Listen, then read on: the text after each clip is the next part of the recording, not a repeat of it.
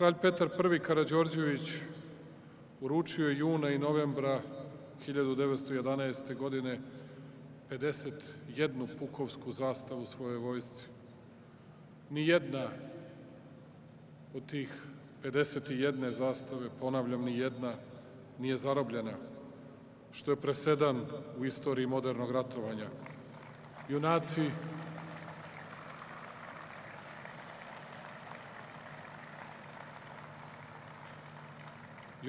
kojima je poveren zadatak da se staraju o tim zastavama prošli su sve bitke balkanskih i Prvog svetskog rata, da bi baš na današnji dan 1918. godine, jurišajući ispod tih barjaka, pobedonosno krenuli u proboj Solunskog fronta.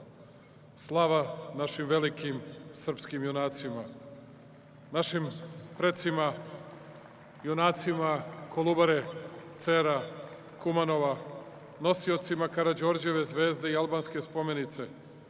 Srpska trobojka, crveno, plavo, bela, bila je i veća i važnija i preča od života, jer ih je opominjala da sloboda Srbije nema ni cenu, ni alternativu.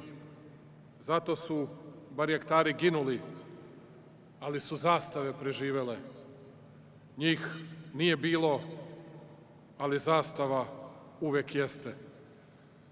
Zbog njih, zbog svih drugih koji su pod tom zastavom, pod tim imenom, za tu slavu dali živote, danas obeležavamo Dan srpskog jedinstva, slobode i nacionalne zastave. Možda i najvažniji naš praznik koji nam jasno govori ko smo, odakle dolazimo i gde idemo.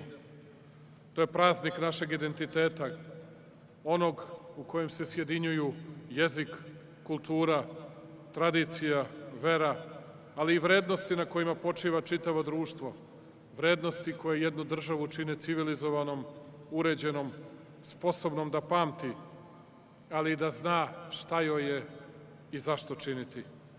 Datum koji smo izabrali, 15. septembar, je datum proboja Solunskog fronta, onaj dan u kojem zajedno leže i naš bol i naša slava, koji čine prvi deo one Renanove definicije nacije po kojoj je ona zasnovana na zajedničkoj patnji, slavi u prošlosti, ali i zajedničkom planu za budućnost.